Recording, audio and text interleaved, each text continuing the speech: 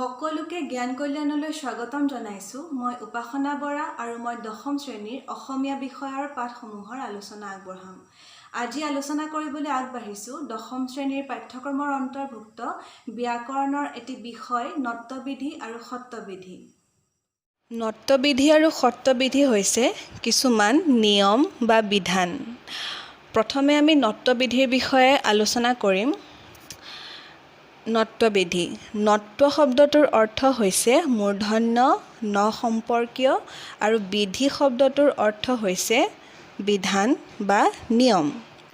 গতিকে নট্যবিধি মানে হ'ল মূৰ্ধন্য ন সম্পৰ্কীয় বা মূৰ্ধন্য নৰ ব্যৱহাৰ সম্পৰ্কীয় বিধি বা নিয়ম। সেই বিধি বা নিয়মসমূহেই হৈছে নট্যবিধি। নট্যবিধি আৰু সত্ৰবিধি অসমীয়া ভাষালৈ আহিছে সংস্কৃত ভাষাৰ পৰা। নট্যবিধি আৰু সত্ৰবিধি হৈছে সংস্কৃত বানানৰ বিধি। অসমীয়া ভাষাটো আমি সংস্কৃত ভাষাৰ পৰা অহা বহু শব্দ ব্যৱহাৰ কৰোঁ।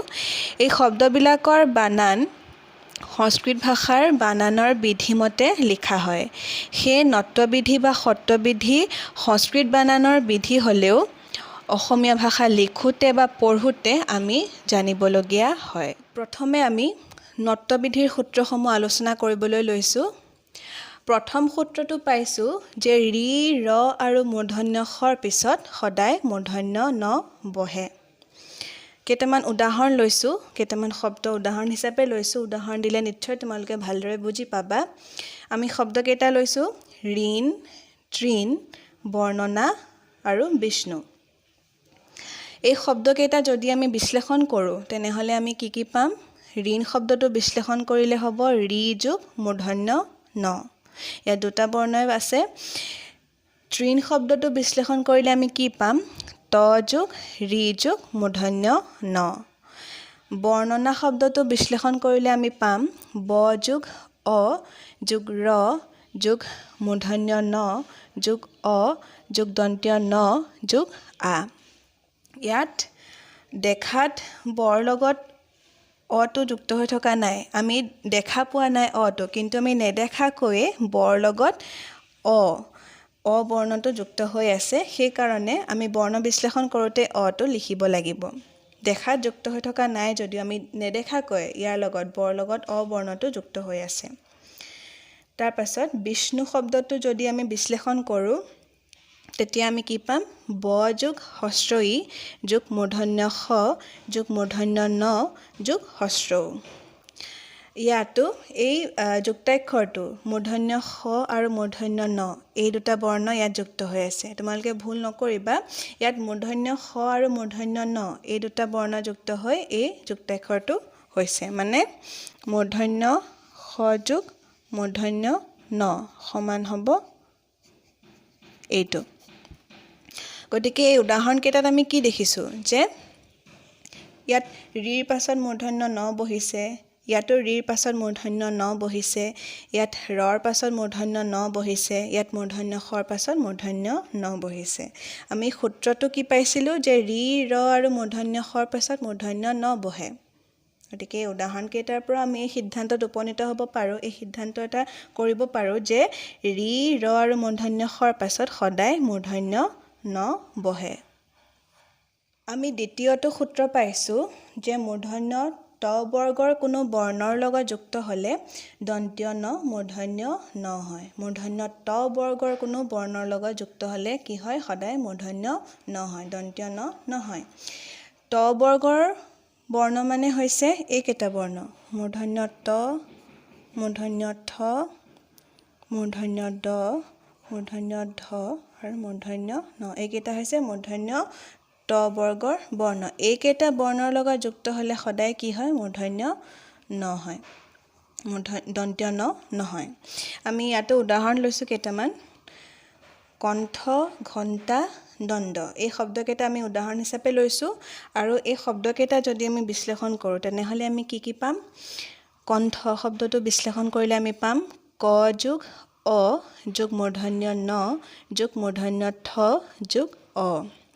ঘণ্টা শব্দটো বিশ্লেষণ কৰিলে হ'ব ঘ যোগ অ যোগ মূৰ্ধন্য ন যোগ মূৰ্ধন্য ত যোগ আ। দ্বন্দ্ব শব্দটো বিশ্লেষণ কৰিলে হ'ব দন্তীয় দ যোগ অ যোগ মূৰ্ধন্য ন যোগ মূৰ্ধন্য দ যোগ অ। গতিকে ইয়াত আমি কি দেখিলোঁ, ইয়াত মূৰ্ধন্য ন বৰ্ণৰ লগত মূৰ্ধন্য ঠ বৰ্ণ যুক্ত হৈ আছে, ইয়াত মূৰ্ধন্য ত বৰ্ণ যুক্ত হৈ আছে মূৰ্ধন্য নৰ লগত, ইয়াত মূৰ্ধন্য নৰ লগত মূৰ্ধন্য দ বৰ্ণ যুক্ত হৈ আছে। গতিকে ত বৰ্গৰ কোনো বৰ্ণৰ লগত যুক্ত হ'লে সদায় মূৰ্ধন্য ন হয়, দন্তীয় ন নহয়। এইকেইটা হৈছে ত বৰ্গৰ বৰ্ণ। আমি উদাহৰণ কেইটাতো পালোঁ, ইয়াত ত বৰ্গৰ বৰ্ণৰ লগত যুক্ত থকাৰ কাৰণে এই নটো মূৰ্ধন্য ন হৈছে, এই নটো মূৰ্ধন্য ন হৈছে। গতিকে দ্বিতীয় সূত্ৰ মতে আমি কি পালোঁ যে মূৰ্ধন্য ত বৰ্গৰ কোনো বৰ্ণৰ লগত যুক্ত হ'লে দন্তীয় ন মূৰ্ধন্য ন হয়। এইটো সূত্ৰ পাইছোঁ যে ৰি ৰ আৰু মূৰ্ধন্য স আৰু দন্তীয় নৰ মাজত স্বৰবৰ্ণ ক বৰ্গ বা প বৰ্গৰ কোনো বৰ্ণ বা অন্তস্থ য় ৱ আৰু হ বৰ্ণৰ ব্যৱধান থাকিলে দন্তীয় ন মূৰ্ধন্য ন হয়।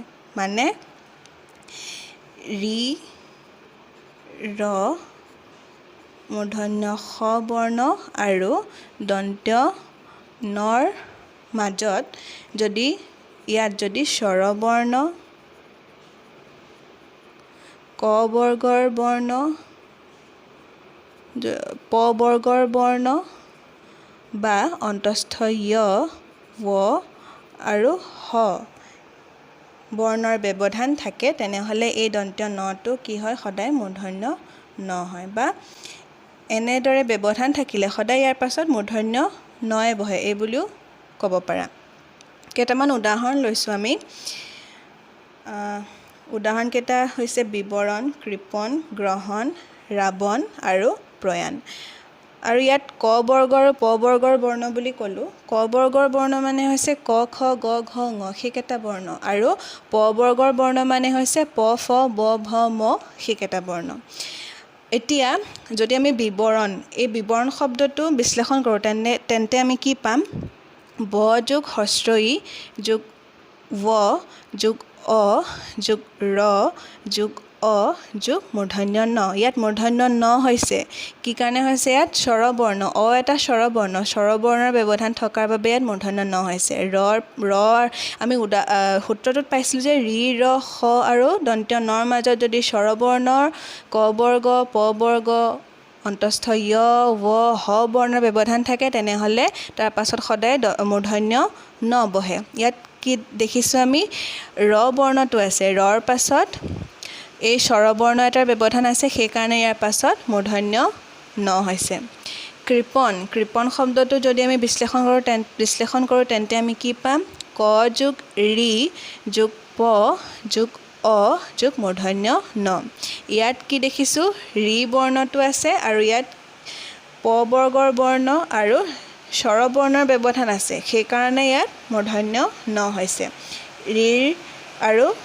ৰিৰ পাছত প বৰ্গৰ বৰ্ণ মানে হৈছে প ফ ব ভ ম সেইকেইটা বৰ্ণ, আৰু ইয়াত প বৰ্ণটোৱে আছে, তাৰ পাছত এটা স্বৰবৰ্ণ আছে, সেইকাৰণে ইয়াৰ পাছত কি হৈছে, মূৰ্ধন্য ন হৈছে।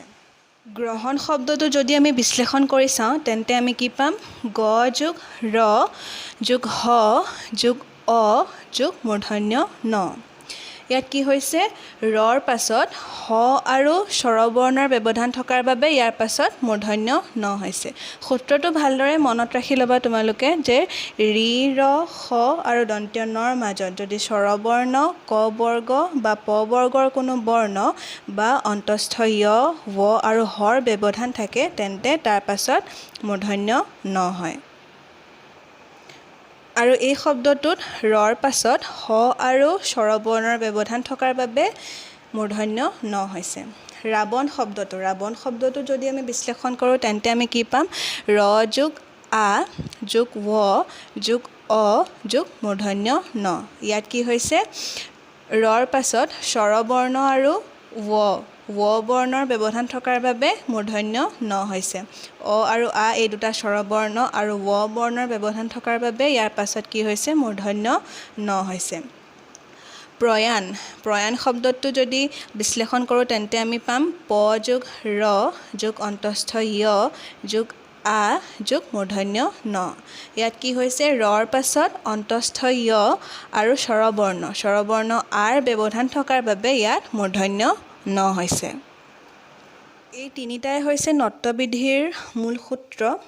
আৰু কিছুমান শব্দত কি হয় স্বাভাৱিকতে মূৰ্ধন্য ন হয়। এনে কিছুমান শব্দ আছে কোনো ধৰণৰ সূত্ৰ সেই শব্দবোৰত প্ৰযোজ্য নহয়, সেই শব্দবোৰত কি হয় স্বাভাৱিকতে মূৰ্ধন্য ন হয়। উদাহৰণস্বৰূপে কেইটামান শব্দ ইয়াত উল্লেখ কৰিছোঁ। বাণিজ্য, কল্যাণ, বাণী, বীণা, বেণু, কণিকা, নিপুণ, পানী, মণি, শোণিত, অনু, গৌণ আদি শব্দবোৰ। এই শব্দবোৰত কোনো সূত্ৰও প্ৰযোজ্য হোৱা নাই। ইয়াত ৰি ৰ সও নাই বা ত বৰ্গৰ কোনো বৰ্ণৰ লগতো যুক্ত হোৱা নাই মূৰ্ধন্য ন। কোনো ধৰণৰ সূত্ৰ ইয়াত প্ৰয়োগ হোৱা নাই। এই শব্দকেইটা স্বাভাৱিকতে মূৰ্ধন্য ন হৈছে। গতিকে এই শব্দকেইটা স্বাভাৱিকতে মূৰ্ধন্য ন হৈছে বুলি আমি ক'ব লাগিব। আৰু এইকেইটা হৈছে মূল সূত্ৰ, কিন্তু ব্যাকৰণসমূহত আৰু কেইটামান সূত্ৰ উল্লেখ থাকে আৰু কেইটামান সূত্ৰ পোৱা যায়। সেই সূত্ৰকেইটাও আলোচনা কৰি দিব বিচাৰিছোঁ। ব্যাকৰণসমূহত আমি আৰু এটা সূত্ৰ পাওঁ যে উত্তৰ, দক্ষিণ, চান্দ্ৰ, ৰাম, নাৰ আদি শব্দৰ পিছত থকা অয়ন শব্দৰ দন্ত্য ন মূৰ্ধন্য ন হয়। ইয়াত উদাহৰণ হিচাপে লৈছোঁ ৰাম যোগ অয়ন ৰামায়ণ, উত্তৰ যোগ অয়ন উত্তৰায়ণ, চান্দ্ৰ যোগ অয়ন চান্দ্ৰায়ণ, নাৰ যোগ অয়ন নাৰায়ণ। এই ৰামায়ণ, উত্তৰায়ণ, চান্দ্ৰায়ণ, নাৰায়ণ এই গোটেইকেইটা শব্দত মূৰ্ধন্য ন হৈছে। ৰাম যোগ অয়ন ৰামায়ণ হৈছে, উত্তৰ যোগ অয়ন উত্তৰায়ণ হৈছে। এই অয়ন শব্দটোত কিন্তু দন্ত্য নহে হৈছে, কিন্তু ইয়াত ৰামায়ণ শব্দটো গঠন হোৱাৰ পাছত এইটো ইয়াত মূৰ্ধন্য নহে হৈছে। ঠিক একেদৰে এই শব্দটো উত্তৰ যোগ অয়ন, এই অয়নটো দন্ত্য ন হৈছে, কিন্তু উত্তৰায়ণ শব্দটো গঠন হৈছে এই দুটা যোগ হয় আৰু ইয়াত কি হৈছে মূৰ্ধন্য ন হৈছে। চান্দ্ৰ শব্দটোতো একেই, অয়ন শব্দটোত দন্ত্য ন হৈছে, ইয়াত কিন্তু মূৰ্ধন্য ন হৈছে। এই সূত্ৰটো যদি আমি ভালদৰে চাওঁ তেনেহ'লে ইয়াত আচলতে এই আমাৰ ৩ নম্বৰ সূত্ৰটোৱে প্ৰযোজ্য হৈছে। ৩ নম্বৰ সূত্ৰটোৰ মতে আমি পাইছিলোঁ যে ৰি ৰ সৰ পাছত যদি স্বৰবৰ্ণ, ক বৰ্গৰ বৰ্ণ, প বৰ্গৰ বৰ্ণ, অন্তস্থ য়, ৱ আৰু হ বৰ্ণৰ ব্যৱধান থাকে তেনেহ'লে তাৰ পাছত কি হয় মূৰ্ধন্য ন হয়। আৰু ইয়াত আমি যদি ৰামায়ণ শব্দটো যদি বিশ্লেষণ কৰি চাওঁ তেনেহ'লে আমি কি পাম ৰ যোগ আ যোগ ম যোগ আ যোগ অন্তস্থ য় যোগ মূৰ্ধন্য ন। ইয়াত কি হৈছে ৰৰ পাছত স্বৰবৰ্ণ আৰু প বৰ্গৰ বৰ্ণ আৰু অন্তস্থ য় বৰ্ণৰ ব্যৱধান থকাৰ বাবে ইয়াত আচলতে মূৰ্ধন্য ন হৈছে। ইয়াত আমি দেখা পাইছোঁ যে ৰৰ পাছত আ আছে, ম আছে, ম হৈছে প বৰ্গৰ এটা বৰ্ণ, তাৰপাছত আ আছে, তাৰপাছত অন্তস্থ য় আছে, তাৰপাছত সেইকাৰণে ইয়াৰ পাছত কি হৈছে মূৰ্ধন্য ন হৈছে। ঠিক একেদৰে এই উত্তৰায়ণ শব্দটোতো ৰৰ পাছত আ পাম, আ বৰ্ণটো পাম, তাৰপাছত অন্তস্থ য় বৰ্ণটো আছে, তাৰপাছত মূৰ্ধন্য ন হৈছে। চান্দ্ৰায়ণ শব্দটোতো ৰৰ পাছত আ আছে, তাৰপাছত অন্তস্থ য় আছে, তাৰপাছত মূৰ্ধন্য ন হৈছে। নাৰায়ণ শব্দটোতো ঠিক একেদৰে ৰৰ পাছত আ আছে, অন্তস্থ য় আছে, তাৰপাছত মূৰ্ধন্য ন হৈছে। বেলেগ এই সূত্ৰটো উল্লেখ কৰা থাকিলেও আচলতে ইয়াত আমাৰ সেই ৩ নম্বৰ সূত্ৰটোৱে প্ৰযোজ্য হৈছে। ৩ নম্বৰ সূত্ৰটো প্ৰযোজ্য হোৱাৰ কাৰণে ইয়াত মূৰ্ধন্য ন হৈছে। সমূহত আমি আৰু কিছুমান সূত্ৰ পাওঁ যে অক্ষ শব্দৰ পিছত থকা উহিনী শব্দৰ দন্ত্য ন আৰু সূৰ্প শব্দৰ পিছত থকা ন শব্দৰ দন্ত্য ন মূৰ্ধন্য ন হয়।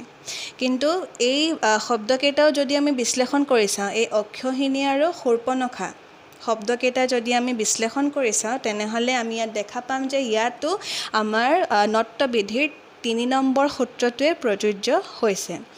অক্ষহিনী আৰু সূৰ্পনখা এই শব্দকেইটা আমি লৈছোঁ আৰু অক্ষহিনী শব্দটো যদি আমি বিশ্লেষণ কৰোঁ তেনেহ'লে আমি কি পাম অ যোগ ক যোগ মূৰ্ধন্য ষ যোগ ঔ যোগ হ যোগ হস্ৰ ই যোগ মূৰ্ধন্য ন যোগ দীৰ্ঘ ই।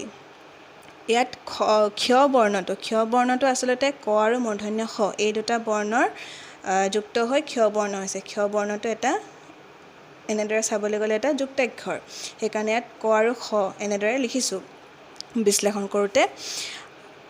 গতিকে ইয়াত আমি কি দেখা পাইছোঁ, আমাৰ ৩ নম্বৰ সূত্ৰটো কি আছিল, মই বাৰে বাৰে কৈ আছোঁ সূত্ৰটো যে ৰি ৰ খ এই বৰ্ণকেইটাৰ পাছত, ৰি ৰ আৰু মূৰ্ধন্য খ এই বৰ্ণকেইটাৰ পাছত যদি স্বৰবৰ্ণ, ক বৰ্গৰ বৰ্ণ, প বৰ্গৰ বৰ্ণ বা অন্তস্থ য় ৱ আৰু হ বৰ্ণৰ ব্যৱধান থাকে তেনেহ'লে তাৰ পাছত কি হয়, মূৰ্ধন্য ন হয়। আৰু এই অক্ষহীনী শব্দটোত আমি কি দেখিবলৈ পাইছোঁ, ইয়াত মূৰ্ধন্য খ বৰ্ণটো আছে আৰু মূৰ্ধন্য খ বৰ্ণৰ পাছত কি আছে, ঔ এটা স্বৰবৰ্ণ, হ বৰ্ণটো আছে, আকৌ হস্ৰ ই এটা স্বৰবৰ্ণ আছে, তাৰপাছত মূৰ্ধন্য ন হৈছে। গতিকে ইয়াতো কি হৈছে, আমাৰ সেই ৩ নম্বৰ সূত্ৰটোৱে প্ৰযোজ্য হৈছে। মূৰ্ধন্য খৰ পাছত স্বৰবৰ্ণ আৰু হ বৰ্ণৰ ব্যৱধান থকাৰ বাবে ইয়াত মূৰ্ধন্য ন হৈছে। একেদৰে শূৰ্পণখা শব্দটো যদি আমি বিশ্লেষণ কৰি চাওঁ তেনেহ'লে কি হ'ব, তালব্য খ যোগ দীৰ্ঘ উ যোগ ৰ যোগ প যোগ অ যোগ মূৰ্ধন্য ন যোগ অ যোগ খ যোগ আ। ইয়াত কি হৈছে, ৰ বৰ্ণটো আছে আৰু ৰ বৰ্ণটোৰ পাছত প বৰ্গৰ বৰ্ণ, প বৰ্ণটোৱে আছে, প বৰ্গৰ বৰ্ণ আৰু স্বৰবৰ্ণৰ ব্যৱধান থকাৰ বাবে ইয়াত কি হৈছে, মূৰ্ধন্য ন হৈছে।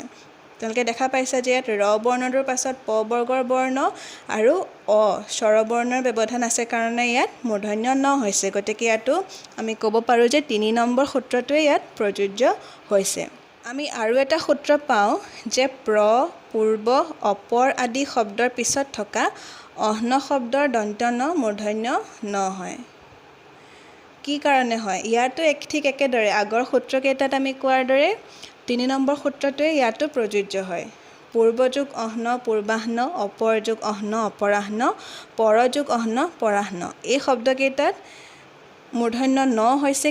কি কাৰণে হৈছে, ৩ নম্বৰ সূত্ৰটোৰ কাৰণে হৈছে। আৰু এটা কথা ইয়াত তোমালোকে লিখোঁতে ভুল নকৰিবা, এই অহ্ন ইয়াত অহ্ন শব্দটো আৰু ইয়াত এই পূৰ্বাহ্নত এইটো হৈছে হ যোগ দন্ত্য ন যদি হয় তেনেহ'লে এইটো হ'ব এনেদৰে, আৰু হ যোগ মূৰ্ধন্য ন যদি হয় তেন্তে এইটো হ'ব এনেদৰে আমি লিখিব লাগিব। ইয়াত অহ্ন শব্দটোত দন্ত্য ন আছে, কিন্তু এই দন্ত্য নটোৱে ইয়াত কি এই দন্ত্য ন আছে কিন্তু ইয়াত কি হৈছে, সেইটো মূৰ্ধন্য ন হৈছে, সেইকাৰণে এনেদৰে লিখা হৈছে। আৰু মোক আগতে কৈছোঁ যে ইয়াতো ৩ নম্বৰ সূত্ৰটোৱে প্ৰযোজ্য হৈছে আৰু সেইকাৰণে ইয়াত মূৰ্ধন্য ন হৈছে। আমি যদি বিশ্লেষণ কৰোঁ তেনেহ'লে আমি পূৰ্বাহ্ন শব্দটো বিশ্লেষণ কৰিলে আমি পাম প যোগ দীৰ্ঘ উ যোগ ৰ যোগ ব যোগ আ যোগ হ যোগ মূৰ্ধন্য ন যোগ অ। গতিকে ইয়াত কি দেখিলোঁ, ৰৰ পাছত ব আছে, আ আছে আৰু হ আছে। ব হৈছে প বৰ্গৰ এটা বৰ্ণ, আ হৈছে স্বৰবৰ্ণ আৰু হ বৰ্ণটো আছে, সেইকাৰণে ইয়াত কি হৈছে, মূৰ্ধন্য ন হৈছে পূৰ্বাহ্ন শব্দটোত। ঠিক একেদৰে অপৰাহ্ন শব্দটো যদি আমি বিশ্লেষণ কৰোঁ তেন্তে আমি কি পাম, অ যোগ প যোগ অ যোগ ৰ যোগ আ যোগ হ যোগ মূৰ্ধন্য ন যোগ অ। ইয়াতো ৰ বৰ্ণটো আছে আৰু তাৰ পাছত আ হ এই দুটা বৰ্ণ আছে, তাৰ পাছত মূৰ্ধন্য ন হৈছে। গতিকে ৩ নম্বৰ সূত্ৰটোৱে প্ৰযোজ্য হৈছে। ইয়াতো স্বৰবৰ্ণ আছে, আটো হৈছে এটা স্বৰবৰ্ণ আৰু হ বৰ্ণটো আছে, গতিকে ইয়াৰ পাছত মূৰ্ধন্য ন হৈছে। পৰাহ্ন শব্দটো যদি আমি চাওঁ, পৰাহ্ন শব্দটো বিশ্লেষণ কৰিলে আমি কি পাম, প যোগ অ যোগ ৰ যোগ আ যোগ হ যোগ মূৰ্ধন্য ন যোগ অ। ইয়াতো একেদৰে ৰ বৰ্ণটো আছে, তাৰপাছত আ স্বৰবৰ্ণ আছে, তাৰপাছত হ বৰ্ণটো আছে, সেইকাৰণে কি হৈছে, ইয়াৰ পাছত মূৰ্ধন্য ন হৈছে। গতিকে ৩ নম্বৰ সূত্ৰটোৱে ইয়াতো প্ৰযোজ্য হৈছে। এতিয়ালৈকে আমি নট্ববিধিৰ সূত্ৰসমূহ আলোচনা কৰিলোঁ, 3টা মূল সূত্ৰ আৰু বাকী সূত্ৰকেইটাও আমি আলোচনা কৰিলোঁ। ইয়াৰ পৰৱৰ্তী ভিডিঅ'ত আমি সত্ত্ববিধিৰ সূত্ৰসমূহ আলোচনা কৰিম।